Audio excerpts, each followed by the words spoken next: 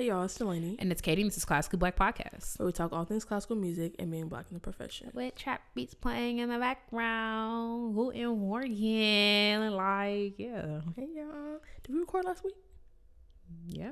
Yes. Really? It seems like it's been a while. I don't know why. Nope, we recorded last week. Life's been easier that, well, I was going to say now that the situation calmed down, like, I feel every day's not go. But maybe that's on my end. I feel like everything's regular now. Okay. Well, I don't know. I just been in that days. Life happening to me. So, well, tell us what happened, sister. I don't know. I don't remember. That's why I don't remember we recorded last week. I don't know. This feels weird for whatever reason. But I actually did just remember something that I'm really glad I did because I would have been irritated. We have just like housekeeping stuff for us. We'd be talking about so much different stuff.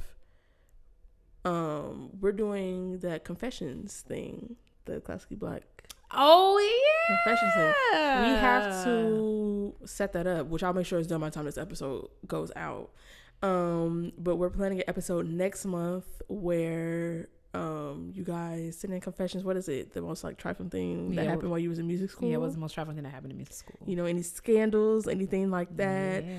We will put a form in the description so that y'all can give anonymous confessions. Anonymous. Yeah, it's just so you can feel free to share whatever because we would not know who you are.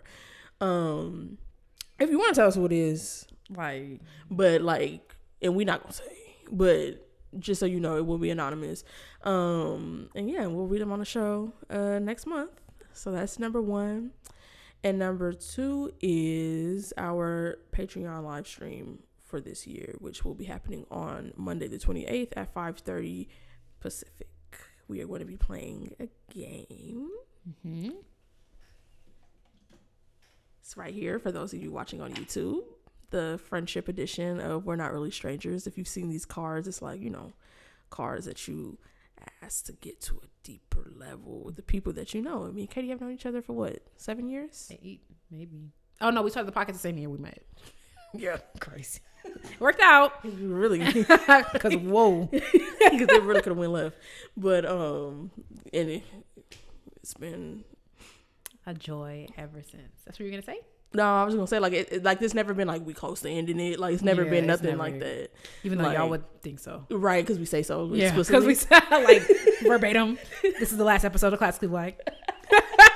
How many last episodes have we had? At least 20. Like, but yeah, so we're gonna be asking those questions, telling our business on live. So join our Patreon. You can join for $1 a month if you want and get access to the live stream April 28th. All right, that's Classically Black news. Next up is classical music news. Classical music has officially been affected by the tariffs that have been dominating the news, competing with lots of other terrible things here in America. The company, is it Kuhn shoulder rest? Mm-hmm. Kuhn? I say okay. Yeah, that's what I said too, which I just realized that word, another meaning. But yeah, the Kuhn shoulder rest factory is in Ottawa, Canada. So they are affected by the tariffs on Canada. It's a family-owned business that crafts ergonomic shoulder rests used by violinists, and I'm sure y'all too, violists all throughout the world. But with the new trade policy, they're now among the many Canadian products that are facing possible tariffs of 25%, which would endanger their sales in the U.S., just because there's so many competitors now. And the U.S. is also a location for more than a third of its products. So it's a lose-lose situation, honestly. It's a lose for people that's buying shoulder rests here. It's a lose for them being affected. A third of their sales being affected. Yeah. That sucks because when I got my first Kuhn, I was in 6th grade or 7th grade. And whatever. It was 6th grade. But there wasn't as many shoulder rests out, but now there's you can get a Kuhn dupe for like $12 because it's this Kuhn the Kuhn brow Bravo. I think whatever it's called, the one I use, like the Labridge, and that one's like $50. So what it's gonna be now? $75. I would not pay $75 for shoulder rest. I'm so sorry. Well, maybe I would actually, since I have to, especially for that one. I use, what is it called? It's not the Brava. It's something, but it's like the more elaborate one. But now you can get there's the Everest. Which also I tell my students to get an Everest shoulder rest because they're like $12 because the Kuhn is like $30, and it's like you already buying the books and buying everything. It's a little over, but you also get a Kuhn dupe for like $12 on Amazon. So, and it's not that great, but if you're a freaking 9-year-old, so that's gonna suck for them because people just go elsewhere. Yeah. It also says that there's potential retaliation by the Canadian government in response to the new policies that might further increase their operating costs for specialty nylon, which is one of the primary ingredients, because that is made by an American company. So they back and forth with it. You know, so when did Trudeau get out of office? Did he step down when he made that announcement, or is it? I thought I did read about him stepping down. It wasn't big news, but it was like because he did all that rah, and then over the Christmas break he was like, "Yeah, I'm stepping down." Remember the girl? What was her name?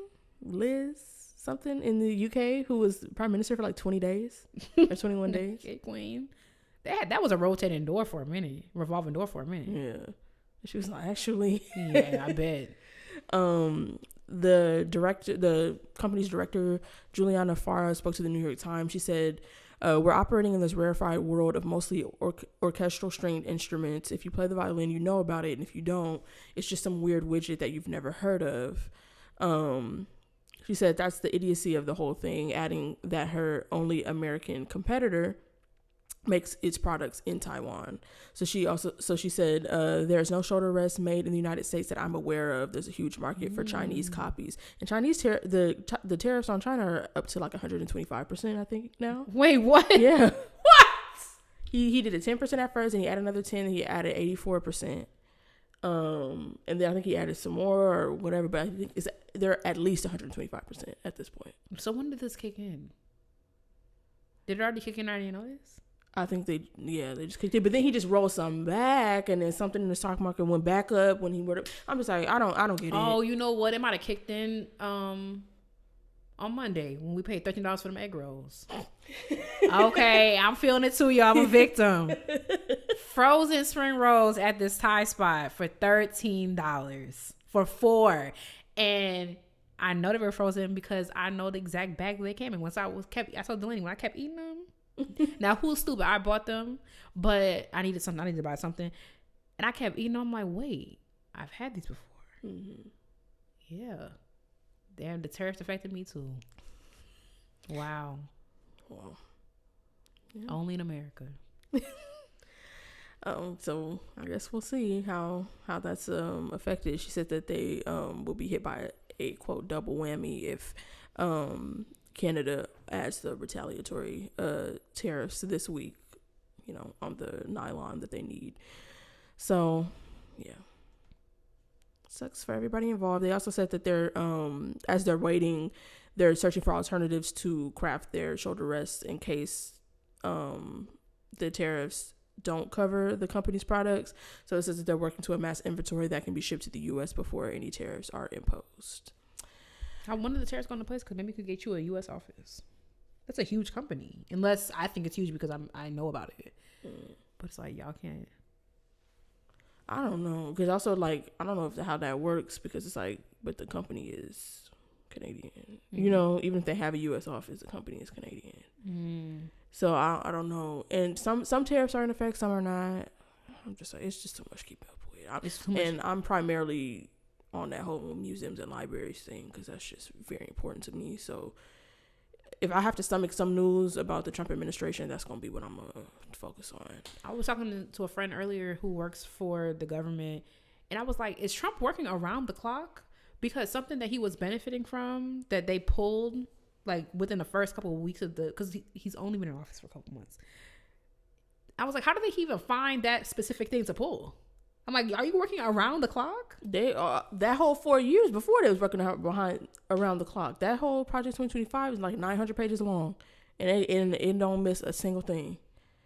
So they got a whole. I think that's what it was. They just checking stuff off.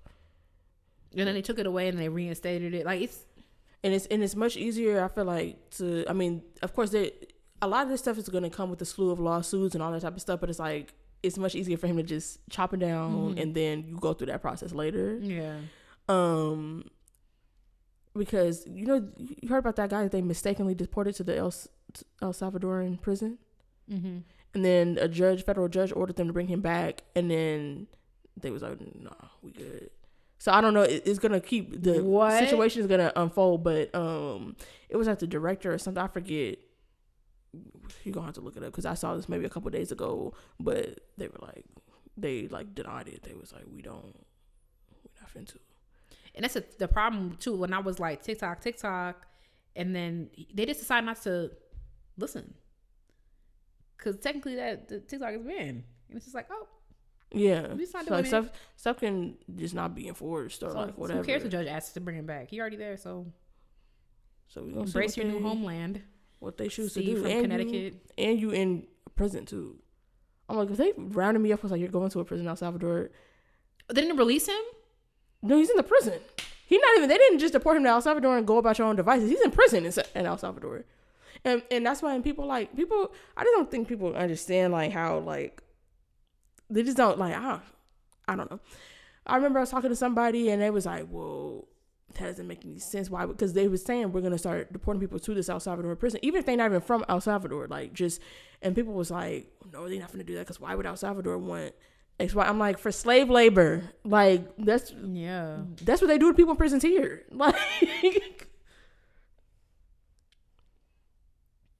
and it's a lot of other stuff I could get into. Carrying my free papers around, like, and even that, my ID situation. I'm gonna start carrying my past. I'm like, you know what? I'm not living in fear. Yeah, I'm like, you got to do what you're doing until you can't do it no more, which is coming. So, because that whole, I don't know about if y'all know about that whole April 20th thing. What? We need. Oh, okay. Yep. I don't know what the Hail Mary will be. It's either. I feel like Jesus is going to come back. It feels like it's been 4 years. And it's only been 2 months. Has it been 2 months? Yes. Yeah. Almost 2.5. Yeah. It has, and it'll be 4 months.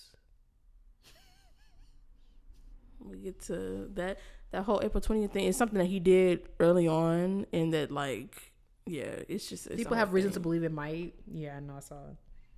Oh, the Insurrection Act thing. Wait, what? The Insurrection Act thing. You're not talking about the Simpsons? You're not talking about the Simpsons? No. Oh, never mind. You talking about? Well, offline. Oh, okay. No, I'm talking about y'all should look that up. Insurrection Act, April 20th. Anyway, let's get back into the news this week. Just quick things. Sphinx organization just announced their 2025 Sphinx Medal of Excellence recipients. Soprano Gabriela Reyes, pianist Clayton Stevenson, and violinist and composer Curtis Stewart were honored with the Medal of Excellence in recognition of their remarkable achievements as artists and leaders. If you don't know, this is the highest honor awarded by the Sphinx organization. It recognizes extraordinary leaders in the classical music field who are transforming lives while addressing systemic obstacles within Black and Latino communities. And each recipient receives a career grant of $50,000 to support their continued growth and impact. Shout out to them. And last but not least, also speaking of Sphinx, of course they announced their SphinxConnect 2026, and they're also accepting ideas for sessions and workshops on a rolling basis. The priority deadline has already passed, but it's on a rolling basis, so we'll put the link in the description if you would like to propose a session or something to co-curate at the 2026 SphinxConnect conference. Great. Intermission? Mm-hmm. So I just wanted to know, when's the last time you went back and listened to an old video or recording of yourself? Actually, not that long ago. I found this had to have been maybe November or December. And it was this recording that I don't know where I found it, somewhere buried in my laptop, somewhere in the iCloud drive. I'm like, I didn't know I still had this. And I just remember, because I put a story and I was like, you know, what's so interesting about being a musician is like, no matter how, when you listen to old recordings, like no matter how bad you thought that it was, somehow your past self has found mistakes to make that you didn't even know were possible. So that's how I felt listening to that. I was just like, whoa, like there are some things that you listen to. No, actually, no. Oh. Well, I'll spare you guys my experience at a California DMV because no one wants to hear about that. But I will say that I found myself with so much time in line, standing and waiting, that I was like, let me do some tasks on my to-do list that like I have no reason not to do them. I'm literally just standing here. And so I was linking my YouTube channel for someone, and I found, like, I was going through and unprivating some stuff that I'm like, this is fine for people to listen to. And I found this video from my sophomore year of college. Like, it was like recorded on my computer, so I looked red. And I'm like, I'm gonna play this. And it was not bad. Like, I was like, oh, and it was on my baby viola. Oh, let's hear it. Yep. And there was a mistake. I must have been practicing like memory because I was working, like I didn't memorize anything until I got to college. So like I was working on memory, and I was playing the Sarabande from the first suite, and it wasn't bad. Obviously, it wasn't like I would have. That was, I don't know, 14 years ago, 12 years ago, something like that. So I wouldn't make some of the same choices I made or whatever. Did I even know what choices there were to make?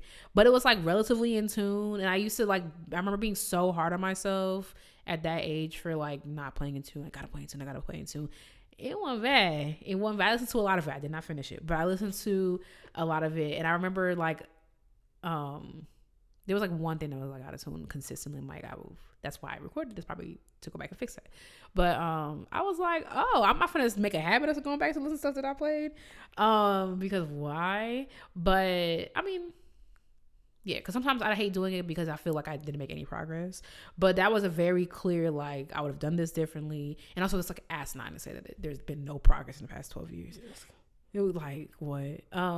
But and also what it kind of made me feel better because I remember I saw an old teacher at a conference I was forced to go to a couple weeks ago, and we were like talking about my time in undergrad, and I was like, oh, it made me be like, it never couldn't play viola, because I always like posture myself as like, oh, I couldn't play, and I'm like, it wasn't bad, like it wasn't bad.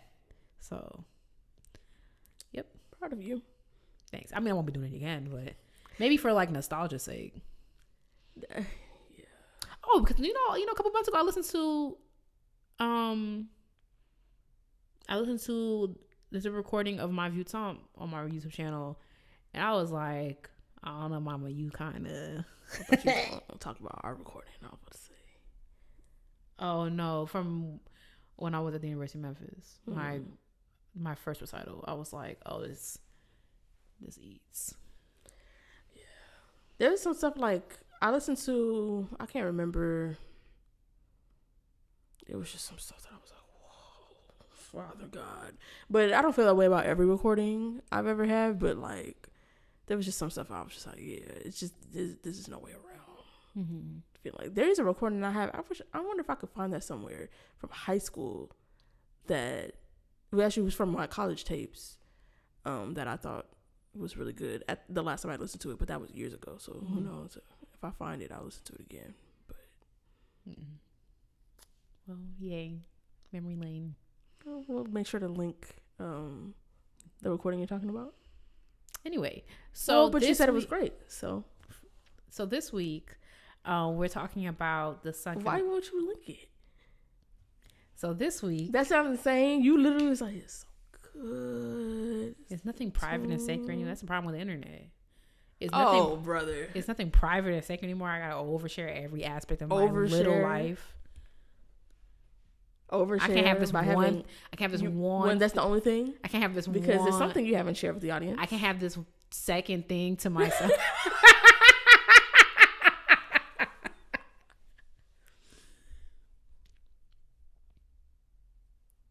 So this week we're talking about the sunken cost fallacy, kind of. Well, you'll see, because I was thinking about it a lot lately because of this creator. Her name is Any Given Sunday. I really like Any. I met her. I didn't meet her. I met her online when she was at Columbia Law. She was very disciplined. She was getting up at 5 a.m. doing her little workouts in her dorm because it was the pandemic. And anyway, she went viral either last summer or the summer before because she got a job at Big Law. And quit because her employers, her bosses were like, yeah, you can't make content, because she was making pretty reasonable content. You cannot make content and work at this corporation, so you have to make a choice. And I feel like half the people were like, whoa, not half, like overwhelming majority of people were like, whoa, like why are we having a say in my life outside of work, da-da-da. But I learned a lot from that because obviously other lawyers got tagged in and they were like, it's actually pretty common, especially for corporate law. Like it's kind of like a conflict of interest. You're also, when you're a content creator that size as Any, like you are signing all these deals, you're doing all this stuff. It's just like, and also the simple fact is, not even the simple fact, but like this the idea, I don't know if you handling my case, and I see you freaking put a mascara on camera, I might feel a way about that. So also I forgot the reason why this came up is because that other lawyer went viral because she was saying that lawyers shouldn't become content creators. You should be focusing on law school. And you went on her page. It was embarrassing because like you over here doing your makeup tutorials. Like just say your stuff, not getting over 300 views, and move on. But I learned a lot during that time. And what was interesting is I went down a rabbit hole of Annie's content a couple days ago, and I watched the video she did with this other creator, and she was saying, I really wanted to get out of that job. I never wanted a corporate job. Columbia Law kind of pushes people towards corporate. She's brilliant, so it's like, why not make $300,000 a year? Like, why not? And she's like, she was looking for an out, and it was like she took the out. And also, content creators are not getting chump change. She's like, whatever. She's not getting chump change for doing these deals. You're talking about sending $30,000, $40,000, $100,000 checks to review a Swiffer mop. Like, so it was easy for her. And it made me think about a conversation I had with my friend Shane, who I've mentioned before. A couple of years ago, he went to law school with someone, he finished, they graduated from Notre Dame, and he wants to like be a real estate agent or something. And Shane's like, it doesn't make any sense. You put all this time and effort into law school and you're not practicing law. And so I wanted to talk about this basically sunken fallacy. It's kind of, well, for that person too, because he doesn't want to study law. He doesn't want to practice law. Mm-hmm. So, talking about sunken fallacy and how it applies to classical music. I feel like a lot of people think, once you've put a certain amount of time or effort into something, like it's a waste to not do it anymore, like whatever. Like a prime example when people think that it's like, well, if you have like a music degree or something, and I have a performance degree. When was the last time I performed something? Some people might think, but also it's just like there's just more to college is another thing, and also I won't get into it, but some people be weird about college and not thinking there's a point and whatever. Even if there's not a point for you, it can be for someone else. But yeah. What was the definition of sunken cost fallacy? It was like, so people don't know, sunken fallacy, sunken cost fallacy. I called it 7 different things. Sunk cost fallacy. The dictionary definition is the phenomenon whereby a person is reluctant to abandon a strategy or a course of action because they have invested heavily in it, even when it is clear that abandonment would be more beneficial. So in that case, like that guy, he didn't have it, but other people thought it's a waste if you don't continue doing it. But it's like also, in his case, it might be more beneficial to abandon because he might feel better, that might serve his life. And it's like, you so young, you're going to keep doing something that doesn't make you happy for the rest of your life. You can start over anytime. Literally, like, Nikki said something to me that had nothing to do with that with life. Well, it was about life, but it was about something else. And that whole what's the alternative really when she got you together really rewired something in my brain, and I've said that in so many ways for so many different things since then. Because telling her that, telling her that I can't. I don't tell Nikki, and she don't listen to this, so I don't gotta worry about it. But it's like I told Nikki somebody tag her in the comments. Nikki, how do I say this? I'll tell my business. I mean, it doesn't really matter, but like Nikki is a part of the reason why me and my partner are together, and she hasn't let it go since then. Sorry, I'm floored that she said that. That's one of the like rip the band off, because Dalanie has been I'm talking around entirely sure that just happened. So that's why I no longer give Nikki credit for stuff to her face, but I will always sing her praises. And that might sound, that's crazy. That might sound like mean, like, oh, Katie's being a hater. You've met Nikki. She's on episode. Are you going to engage in the finished? Nikki's on some episode from the pandemic. So that's my girl. I was in her wedding. But no. So anyway, that had Delanie's feeling a lot of things.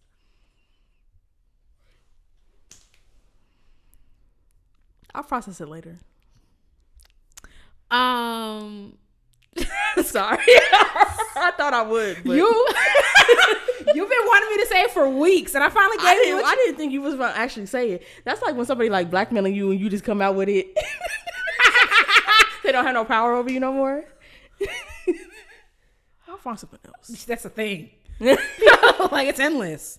But that whole like what's the alternative thing is like, no, Nikki ate that up, because everything's like, what's the alternative? Like, I remember when I was leaving Memphis, my landlord, I did a lot of work on, because like I was very clear about how I was not happy in Memphis. Maybe not while I was there, because it feels like commiserating with myself. Like if I get on the mics every week and I'm like, yeah, I don't like it here.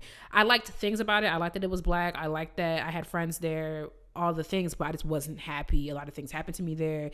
I'm not a Southern girly, no tea to the South. It's just not. And I don't have to say that. From what I experienced, the South is not really for me. I like things about Atlanta. I like things about Charleston. The South is not really my region of choice. So I wasn't happy there.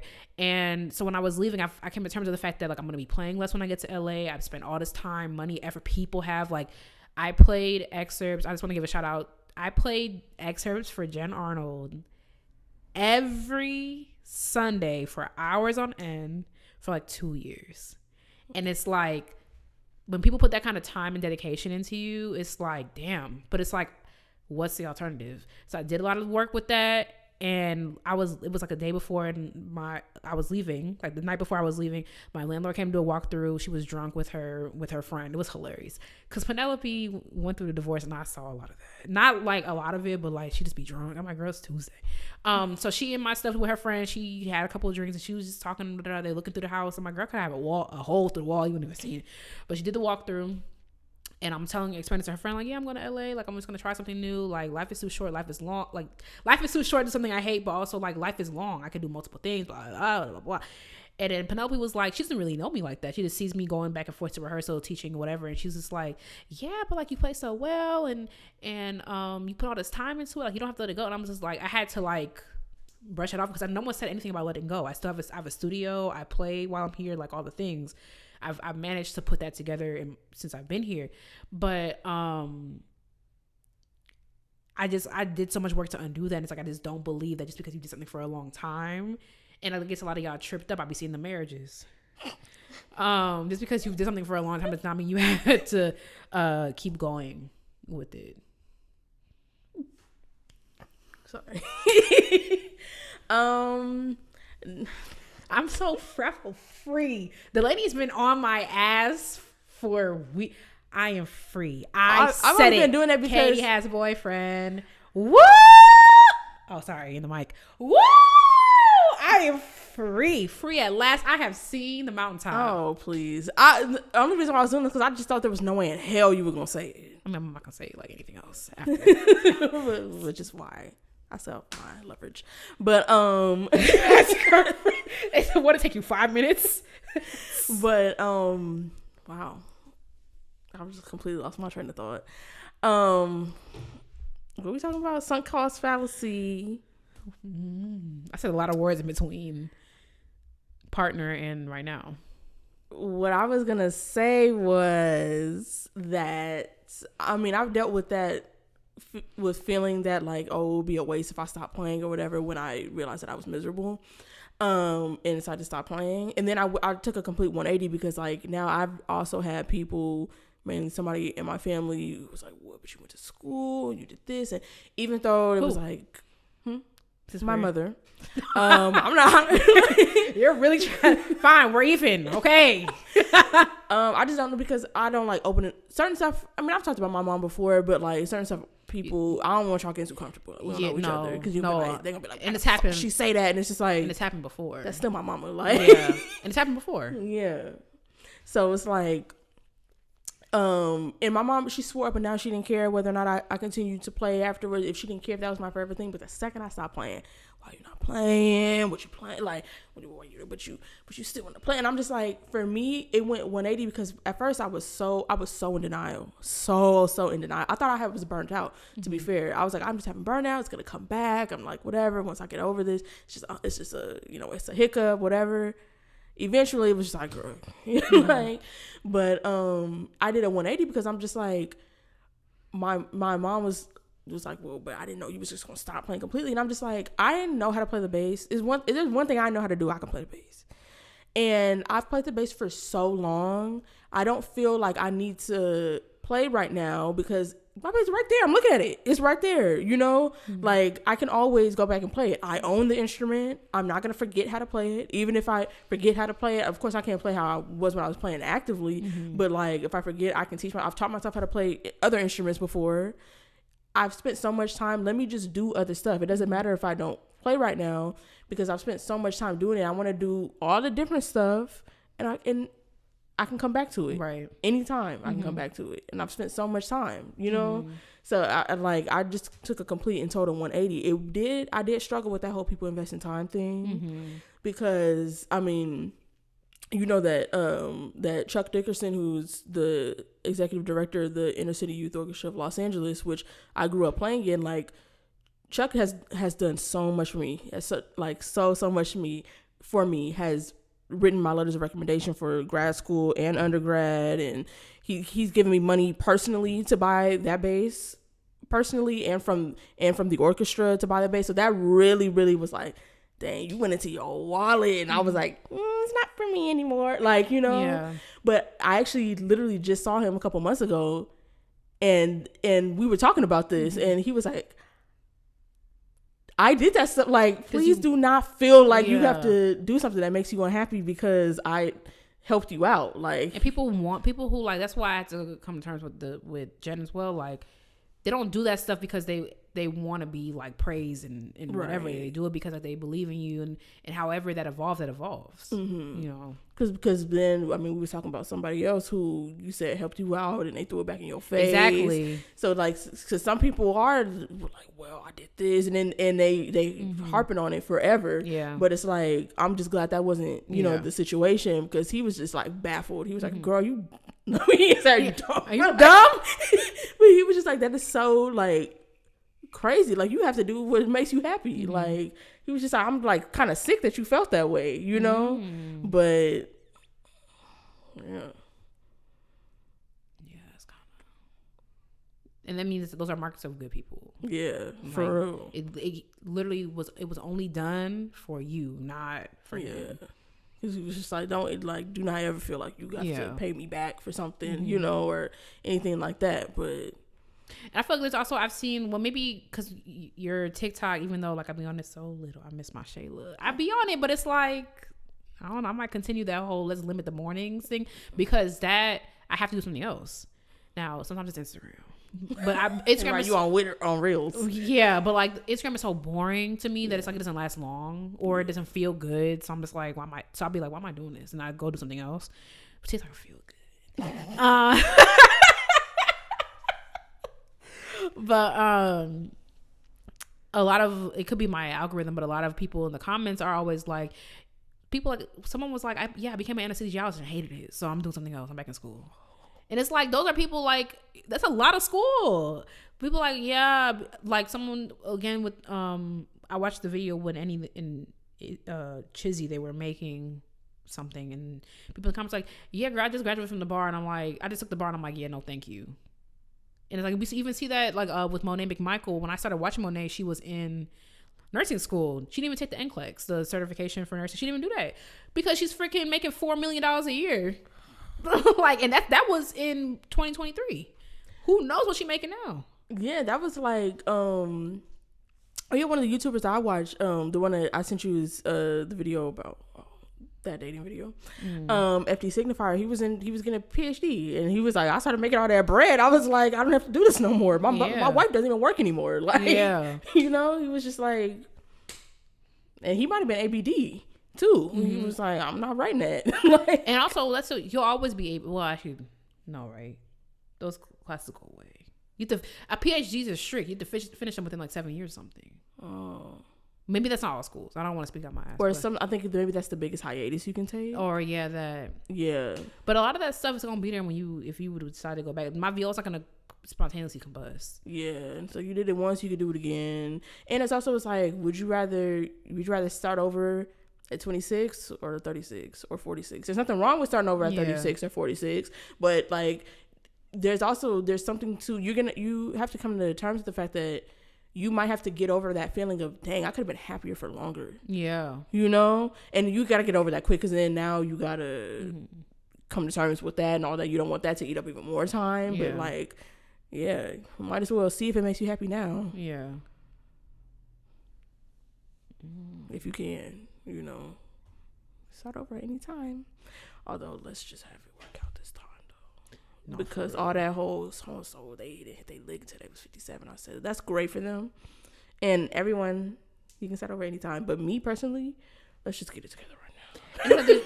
Like the Cheryl Lee Roth thing is interesting to me because like I remember, I don't remember, I wasn't born, but like I watched 227 and she was on 22. Yeah, it was Jack A, and I'm pretty sure she was on there. Like she was acting and stuff too. Oh, she was also in Moesha. Yeah. So like it wasn't like she wasn't doing nothing, but like she's probably making the most she's made now, and whatever. But it's just like, this is the highlight of her career, Yeah. Like, besides maybe Dreamgirls, but like it's just like, yeah. Mm-hmm. I don't mind taking like Toni Morrison's or whatever. No, because Toni Morrison, she was late 40s when she did that, but Octavia Butler was like my age or a little bit older than me when she. Mm-hmm. So I was like, I'll take that. Oh yeah, that's what I think I was telling you. Walter Mosley was like what made him. He said that when he became a writer, like he was like, what was easy about it was I was already a failure in life, and I was like, okay, because he was like in his 30s when he started writing. Mm-hmm. Like he was never writing. He had a whole career, and he was in his 30s, and that was literally like a household name. Like, so I'll be writing, but I need to write good stuff. That's like the next step. Actually, I watched that video back and I was like, you know what? I don't know. I've gotten over I haven't gotten over it, but like I just don't be knowing if stuff is good. I'm like, I just did it. Yeah. Is this anything? Like I don't know. I can't tell. So something gotta shake. If I'm gonna shake. Yeah. Anything else? Nope. Moving on. Let us know your thoughts. Y'all on anything that was said in the episode. Oh yeah, all that stuff about do you use the cool and shoulder rest? Let us know. All right, y'all. It's time for Black Accents, where we hype you up, gas you up, and give you your props, because there's room for everyone at the time. Oh, we didn't talk about one thing. What? How much time is too much time. Well. Who are you talking about, Dalanie? Right. Shelf that. This week I am talking about GenieontheStrings. She is a violinist and an educator. I don't have much to say about her. She's very brief on her website, but I will send it to the vocal girls. I was just about to say. In second grade, I played Girl with Flower, And then spring of second grade. Like, when I was born, I cried out. That was the first time I used my vocal cords. And I felt really liberating because for so long I couldn't use them. I felt like, but when I yelled out at C4, I just knew, like, girl, please. But yeah, she's a violinist and an educator. She also has a big social media presence. That's actually how I found her. She was in our comments, so I was like, oh, I don't know you. And I was looking at some of her videos, so I will link her website. She also she does like live performances and all that. So she does like events, group lessons, private lessons, music theory lessons. I said, oh, okay, that's music school stuck with you, girl. I can't say the same, but yeah, shout out to her. Piece of the week. My piece of the week is a Good News Mass by Carlos Simon. Now, you can't listen to it, but what you could do is roll on down to the LA Phil. They doing it the 18th and 19th of this month. And if not, I don't know, wait 2-3 years and somebody probably would do it. But that's my piece of the week. All right, period. Anyway, thank you so much for listening to Classically Black Podcast. Don't forget to follow us on social media at Classically Black Podcast. We sell merch, y'all. ClassicallyBlackPodcast.com/store. Join the Ebony Tower. That's patreon.com/Classically Black Podcast. Thank you for listening, and we will catch you next week. Bye, y'all. Bye.